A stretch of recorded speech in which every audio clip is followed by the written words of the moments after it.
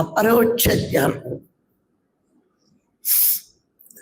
తెలిసిన, ఇక్కడ గమనించుకోండి, గురువు సత్యం చెప్పినా కొందరికి నమ్మబుద్ధి కాదు. ఇది ఎప్పుడు నమ్మబుద్ధి వస్తుంది?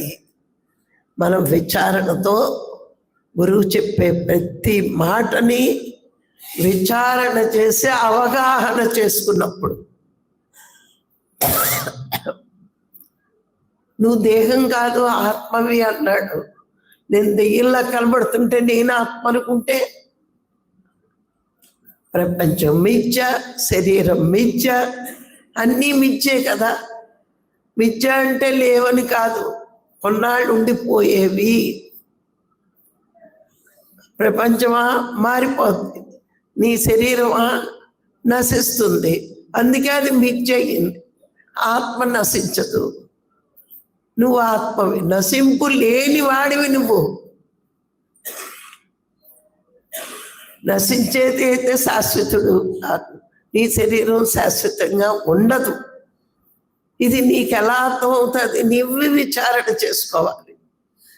నేను ఆత్మని అన్నాడు, నేను ఇలా కనబడితే ఆత్మని అని గురువు ఎందుకు అన్నాడు అంటే, నశించేవి గురువు మాట్లాడలేదు, నశించని ఆత్మవి నువ్వు అన్నాడు. అక్కడ గురువు చెప్పింది నువ్వు అంటే ఆత్మ.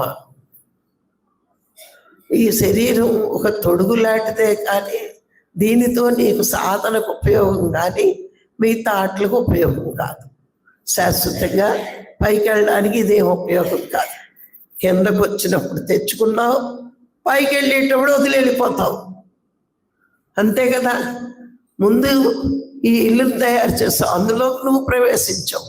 ఈ భూమి మీద ఉన్ననాళ్ళే ఈ ఇల్లు. నువ్వు వెళ్ళిపోయేటప్పుడు ఇది ఖాళీ, దీన్ని వదిలే వెళ్ళిపోతావు, నీకు ఉపయోగమే లేదు. అప్పుడు మీరు కూర్చున్నంతసేపు ఆ కుర్చీ కావాలి. 3వ రోజు సాయంత్రానికి మీ పెట్టట్టుకుని మీరు ఆటో ఎక్కుతారు, అప్పుడు కుర్చీ అవసరం లేదు.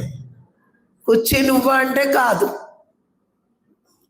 అట్లాగే మనం భూమి మీదకి వచ్చి సాధన చేసుకోవడానికి ఈ శరీరం అనే దాన్ని కావాలని తెచ్చుకున్నాం. పైకి వెళ్ళినప్పుడు అవసరం లేదు ఇది, అందుకే దీన్ని ఇక్కడే వదిలి వెళ్ళిపోతున్నాం. అందుకే ఇది నేను కాదు, ఇది అవసరం లేదని వదిలేస్తున్నాం కాబట్టి ఇది నేను కాదు. అది విచారణ వల్ల మనకు అర్థమవుతుంది. అపరోక్ష జ్ఞానము అంటే గురువు చెప్పిన జ్ఞానాన్ని విచారణ చేసుకోవడం వల్ల నీకు సత్యం బోధపడుతుంది.